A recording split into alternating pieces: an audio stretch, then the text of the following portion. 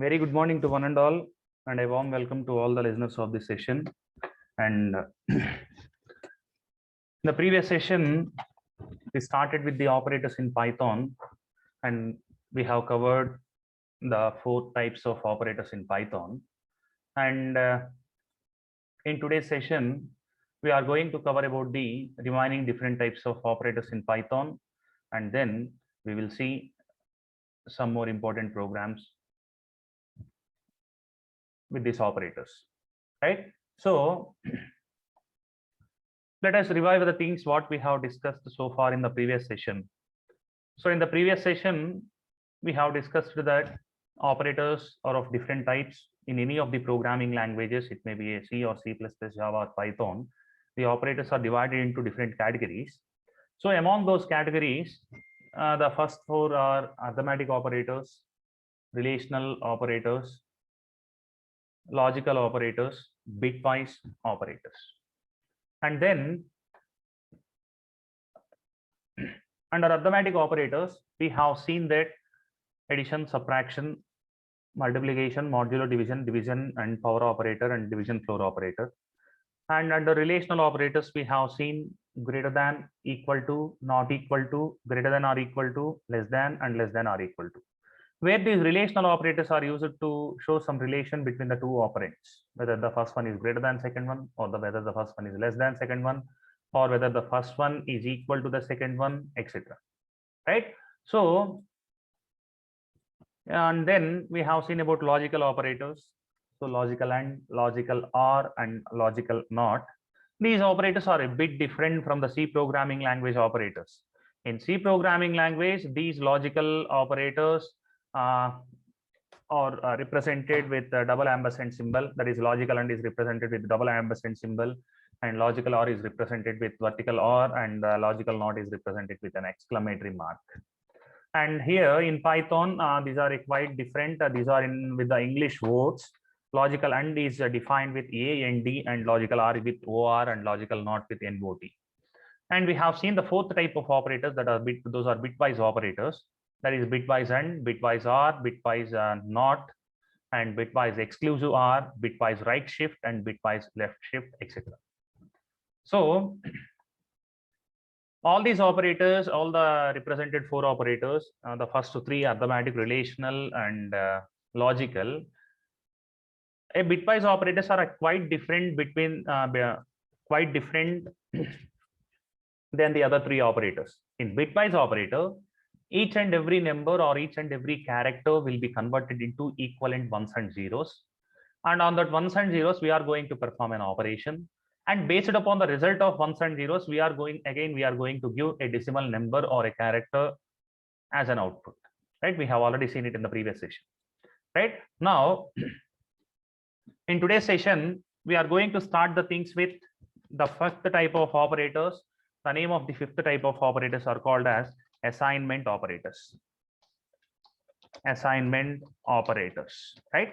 So what these assignment operators will do, in the sense, these assignment operators are used to assign some values to the variables. For example, if I want to, right, if I want to have a value of 10 inside a variable a, I cannot give simply a 10 or a space 10, etc. I have to use the symbol equal to. So that equal to is called as an assignment operator. So what this equal to will do is, the things which were in the RHS side will be saved in the memory location of the LHS side. So this equal to is called as the simple assignment operator. We can say that these assignment operators are of 2 types, right? Some simple assignment operators, and then we can say it as a complex assignment operators. What do you mean by simple assignment operators and complex assignment operators? So when we have an equal to symbol, we can say it as a simple assignment operator. That is something called as a equal to 10 or a equal to 100. So it is called a simple assignment operator. But when we combine this assignment operators, right? But when we combine this assignment operators with, right, with arithmetic operators, then we can say them are complex assignment operators. For example, plus equal to, minus equal to, star equal to. So all these are the combination of assignment operators with arithmetic operators. We can say these type of operators as complex assignment operators. And if we have a single equal to and without any combination, then we can say it as a simple assignment operators. So let us have a look at all the assignment operators, right? So assignment operators, the first important assignment operator is equal to. So it is called a simple assignment operator. And we combine assignment operators with the arithmetic operators. Those are called as complex assignment operators. So some of the complex assignment operators are plus equal to, minus equal to, star equal to, and then we have one more division equal to, and then percentage equal to, and at the same time we have a floor division equal to, and power equal to, right? And along with this we have ampersand equal to, ampersand equal to, and then we can say or equal to, right? Or equal to, and we are having multiple number of assignment operators. So let us see each and every one in detail. The first one, it is called as a simple assignment operator. What it will do is it will assign the value which is right side to the left hand operand. So for example, if we write a equal to 10, so 10 will be assigned to the left hand operand. Or if we write a equal to b plus c, so the addition value of b plus c will be calculated and the resultant will be stored inside a, right? So next, let us see about plus equal to, right? So this one, add right side operand with the left side operand and then assign to the left side operand. For example, if we have taken something called as a equal to, right? A equal to or a plus equal to b, right? A plus equal to b. So the meaning of this one is see here, the meaning of this one is a equal to a plus b, a equal to a plus b. So when we write c equal to a plus b, the meaning of this one is that a and b will get added and the resultant will be stored inside a different variable c. But when we write a equal to a plus b, the result of a and b will be added and the resultant will be stored in a, right? So a plus equal to b states that a equal to a plus b. Similarly, when we write a minus equal to b, right? A minus equal to b, which states that a equal to a minus b. Or when we write a star equal to b, which states that a equal to a star b. And similarly, when we write a slash equal to b, which states that a equal to a slash b, and similarly the remaining operands, right? So the first one is called a simple assignment operator and the remaining things are called as complex assignment operators, right? So let us do something in the programming and then we can move to the next type of operators.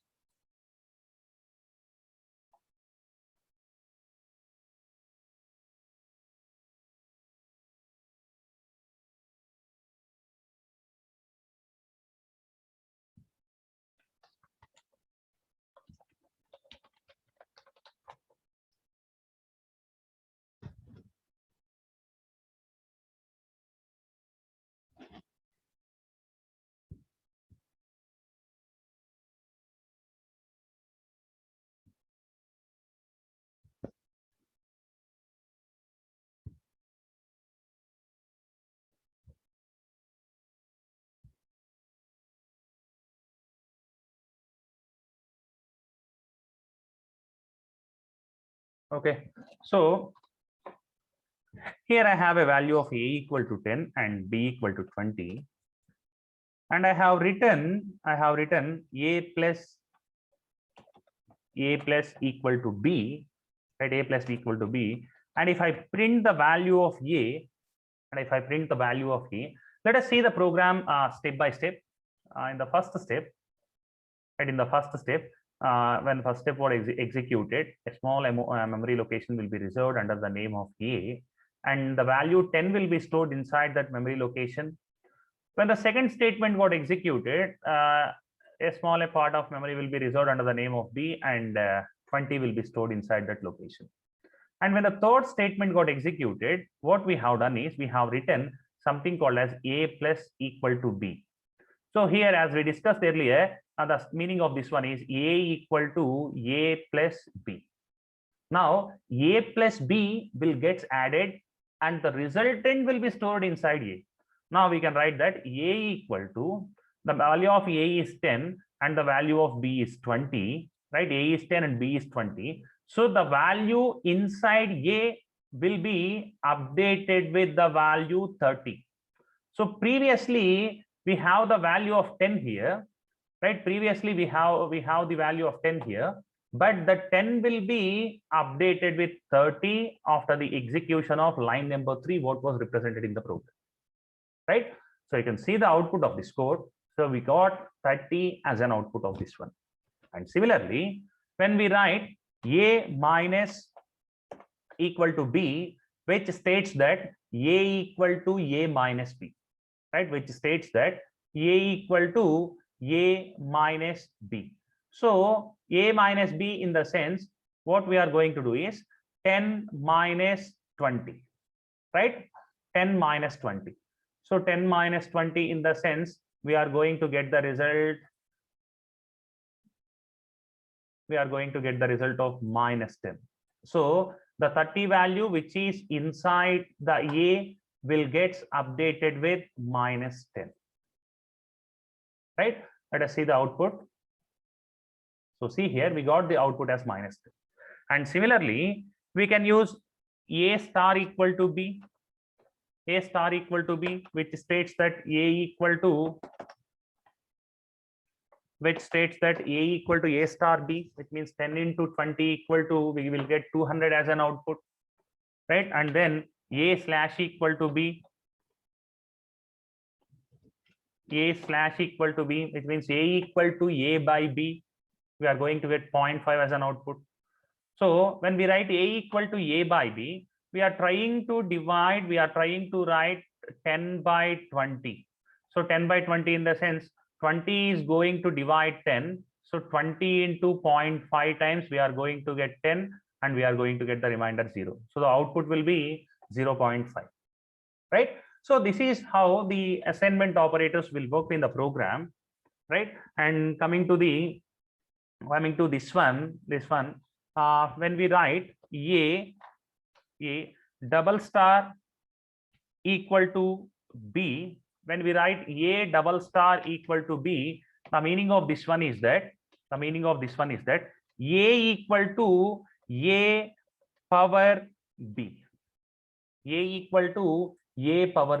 So when we write 2 double star equal to 3, which is where the value of a will be calculated as 2 to the power of 3. You can see here a double star equal to b, right, where the value of b is 2, and let us take the value of a as 3. So here the meaning of this one is 3 power 2. So we are going to get 3 power 2, in the sense 3 into 3, we are going to get 9 as an output, right? So this is all about the assignment operators. And coming to this one, ampersand equal to, right? It is used to perform bitwise and on operands and assign left value to left operand. For example, if I have written, see here, if I have written a ampersand equal to b, now Here what will happen is, the meaning of this one is A equal to A ampersand B. So A equal to A ampersand B. So we have used yesterday's class, we have used the AND operator, which is used to perform the bitwise AND operation between these two. Sorry, we have used the bitwise AND operator in the yesterday's session, which was used to perform the AND operation. So AND operation in the sense, when both are 1, then we are going to get 1. And when in case we have 1 0, we are going to get 0. And when we have 0 1, we are going to get 0. And when we have both zeros, again we are going to get 0. So other than this, when we have both the ones, we are going to get 1. In all the other cases, we are going to get 0. So now if we write A ampersand equal to B, A ampersand equal to B, now A will be converted into bits, B will be converted into bits, and we are going to perform the AND operation between A and B, and the resultant of AND operation is going to be stored in A. So in yesterday's class, we have seen that the tree will be represented as 0 0 1 1, right? And 2 will be represented as 0 0 1 0. And if we perform AND operation between these two, we are going to get 1 and 0 is 0, 1 and 1 is 1, and the remaining 2 are zeros. So the resultant will be 2. The resultant will be 2. So if we print the value of A after executing this third line, that is A ampersand B, A ampersand equal to B, we are going to get the result as 2. So let us check this one. So if you see here, the result of operation is 2. And similarly, we can also write OR, A OR equal to B, right? A OR equal to B. So when we write A OR equal to B, instead of performing, right, see here, instead of performing AND operation, right,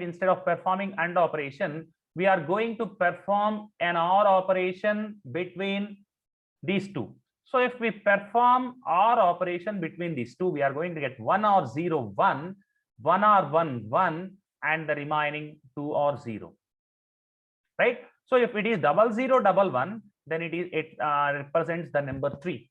So we can expect the output A OR equal to B as 3.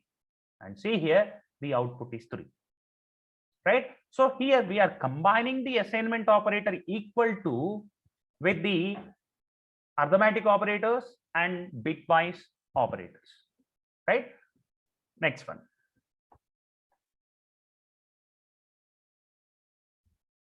So this is all about assignment operators. So at the same time, and one more thing, in yesterday's class also, I think one guy has asked us, so is there any, do we have the increment or decrement operators in Python? Actually, there are no special increment and decrement operators in Python. These assignment operators itself has treated as the increment operators, right? There are no special increment operators. For example, if we have written, right, A plus equal to 1, A plus equal to 1, which states that A equal to A plus 1, A equal to A plus 1. Here we are using this plus equal to for incrementing the value, and at the same time for decrementing the value we are going to use minus equal to. So other than these two, we don't have any special increment and decrement operators in Python. We don't have something called as double plus and double minus, which was used in C, C++, and Java. We don't have such type of special increment operators in Python. We are only having the complex assignment operators as increment operators and decrement operators. So if you want to increment the value of A, then simply use A plus equal to 1.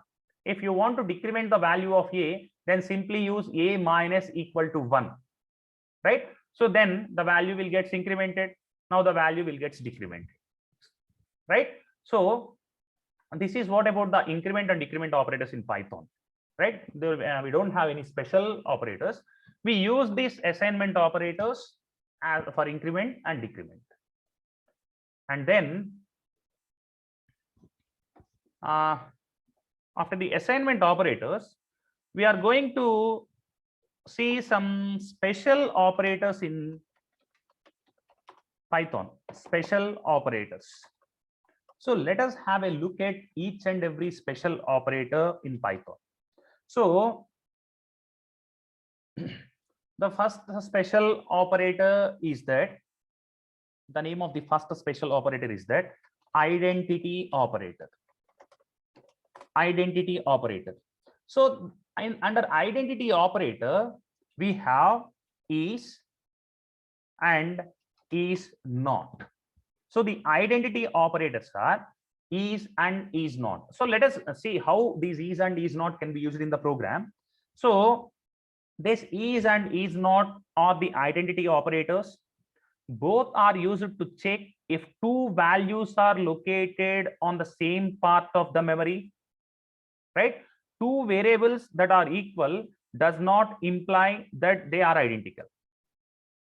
So let us see this one. Let us see this one. First, let us consider we have a variable a which is having the value of something called as 3, and we have a variable b, and if we are having the value of 2 inside b, and now what I want to do is print a is b. So print a is b, and what I want to do is I want to use the second operator also, print a is not b. So print a is b and print a is not b. So if I run this code, I am going to get the Boolean output, that is either true or false. Now if you see the third statement, print a is b, where we are verifying the value present in a is equal to the value present in b. So if both the values are equal, then we are going to get true as an output. If both the values are not equal, we are going to get false as an output. So when we use is, it is going to check whether the values which are on the LHS part of this is and RHS part of this is are equal or not. So for the first statement, we got false because we are checking whether the value of a is equal to value of b or not. And in the coming to the second statement, coming to the fourth statement in the program, a is not b. A is not b in the sense whether the value of a is not equal to b or not. If it is not equal to, then we are going to get true. If you can see here, the value of a is 3 and the value of b is 2, where 3 is never equal to 2. That's why for is not identical, is not identity operator, we are going to get true as an output. So this is and is not are used to check whether the given things are equal or not, right? And one more thing, let us see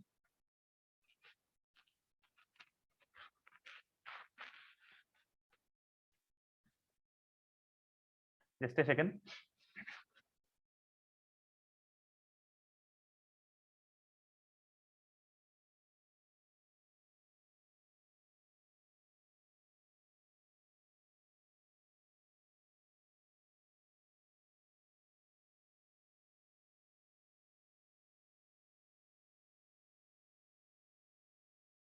Right, I'm sorry.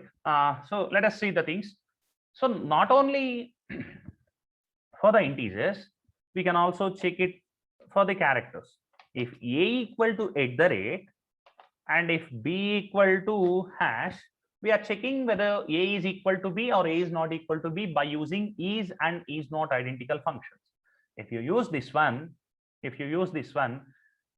a and b are not equal, that's why we got false, and a and b are not equal in this not equal, that's why we are getting true for the second identity operator. Not only for characters, we can also do this for strings also. If both we have taken CSC for both the variables, we are going to get true and false. And similarly, and one important point is that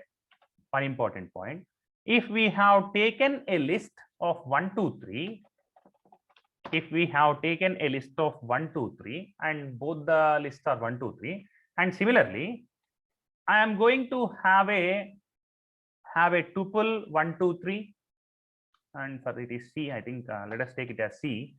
I am going to have a tuple for 1, 2, 3, and for B also I am going to take 1, 2, 3, and I am going to check whether I am going to check both the identical operators, that is C and D, C and D. See here. So if you remember the data types in Python, we have discussed about list, we have discussed about tuple, right? We have discussed about list and we have discussed about tuple. So we have seen that when we want to define a list, we are going to use these type of braces, that is the square braces, and when we want to define a tuple, we are going to use normal parentheses. So when we are dealing with list, right, when we are dealing with list, these lists are mutable. We have studied this one. Mutable in the sense, once the value was saved at particular location, we can change the value any number of times we want, right? And at the same time, these tuples are immutable. These tuples are immutable. So see here, if once a tuple is created with certain values, we cannot change those values. See here. Let us consider the list A. So when the first line got executed, a small amount of memory will be reserved under the name of A, and there will be 3 divisions inside the memory. And the first division 1 will be stored inside the second division, 2 will be stored, and inside the third division 3 will be stored. And the index value will be 0 to n minus 1. That will be 0, 1, 2 from left to L from left hand side. And when we see the indices from the right hand side, it will be -1, -2, and -3. So initially the values are 1, 2, 3. If we want to change the value of 2 to 12, I can simply write A of 1 equal to 12. Now the value which is at index number 1 will be changed to 12. Because the lists are mutable, we can write these type of statements, any number of statements we want, right? We can write any number of statements. Each and every time we can change the value at that particular location. But in the same case, when we consider the tuple C, right? When we consider the tuple C, for tuple C also the values will be done similar to this one. For positive index, we will have 0, 1, 2, and for the negative index, we will have -1, -2, and -3. And when we write something called as a C of 1 equal to 12, we are going to get an error, because C is a tuple. C is a tuple where tuples are immutable. We cannot change the values of the tuples once they are created, and this will lead to an error. So for such cases, let us look at what will be the output of this one. It will be somewhat interesting. See here, A equal to 1, 2, 3 and B equal to 1, 2, 3. So both the things are list, and both the values are equal.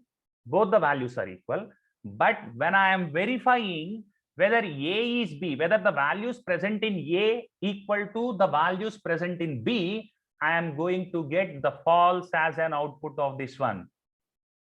This is because lists are immutable. Sorry, lists are mutable. Lists are mutable. Because of the mutability of the list, the is identity operator is going to return false even though all the values are equal inside both the list. Because after creation of the list also we can change the values. Because of that mutability, we will get false. And similar next one, if you see this one, C equal to 1, 2, 3, D equal to 1, 2, 3, both are tuples and both are having the same values, but the is operator is now returning the true statements. true statement.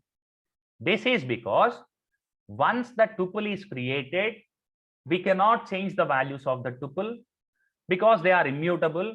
That's why we are getting true for is identity operator when both the tuples are equal. And in case of list, even though they are equal, because they are mutable, we can change them in the middle.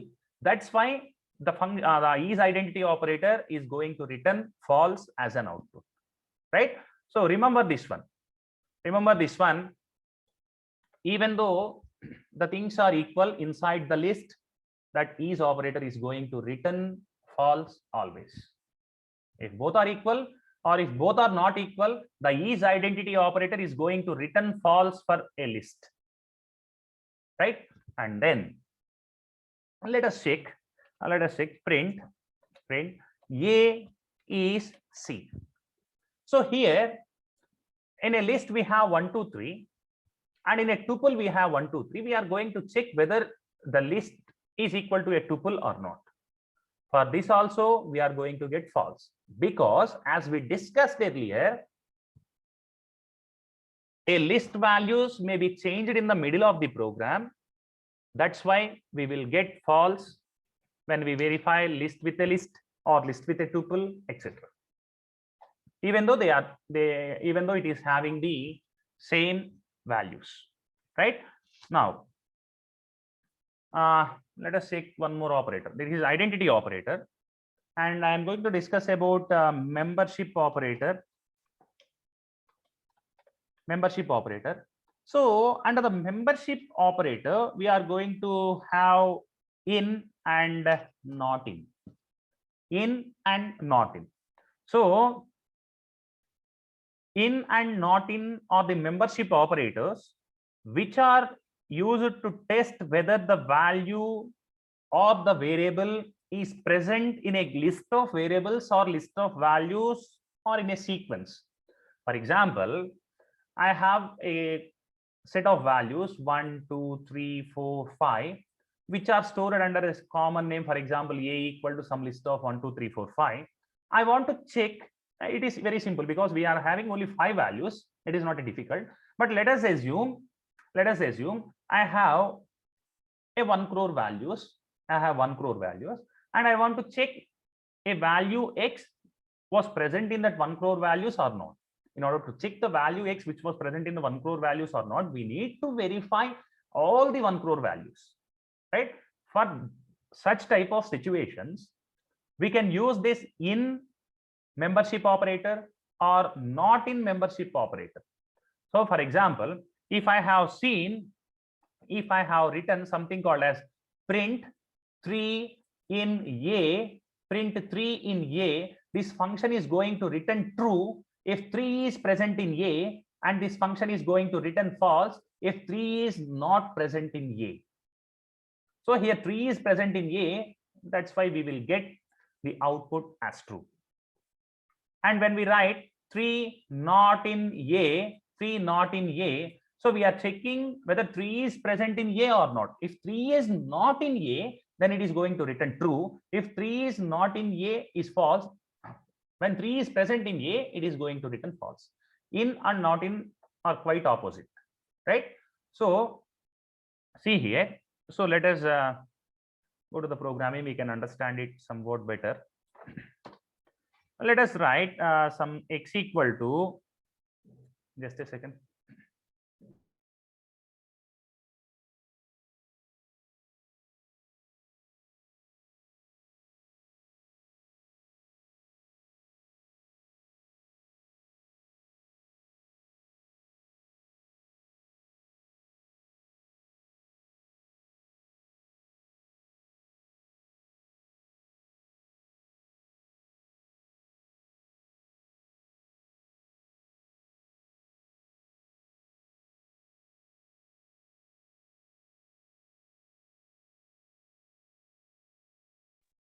I'm sorry.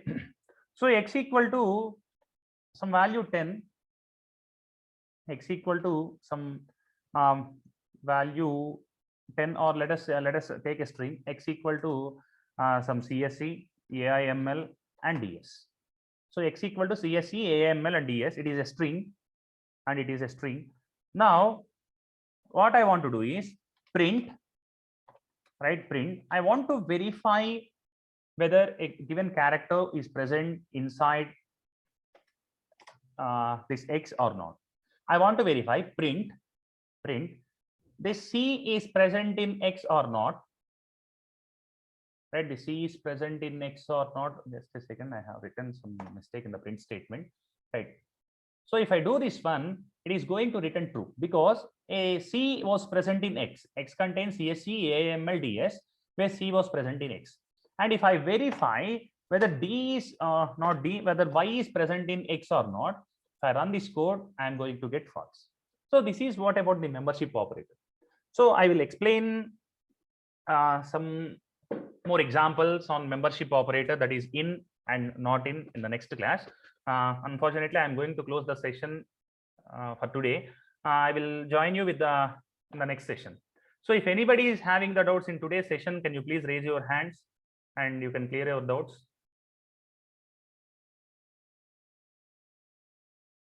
The people who are having the doubts, please raise your hands. Okay, then in today's session, just a second, 434.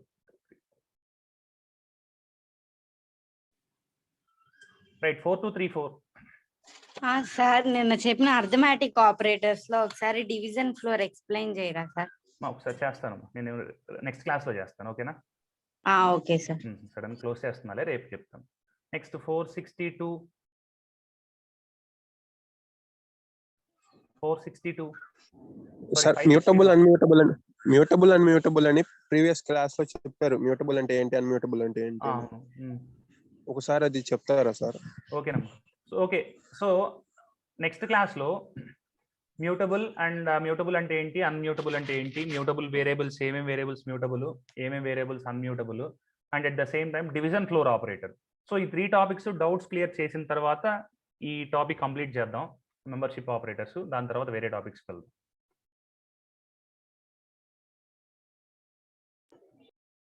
Okay, 4234 చెప్పమ్మా.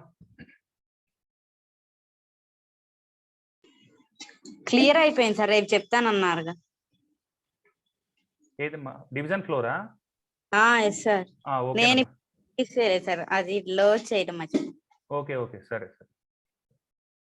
Okay, thank you once again, and we will meet you in the next session. And in the next session we are going to clear the doubts regarding the division floor operator and the mutable operators and immutable operators. And with that, we are going to see some more examples in membership operators, that is in and not in, and then we will continue to the next operators, right? And I really thank each and every listener for being here, and we will meet you in the next session.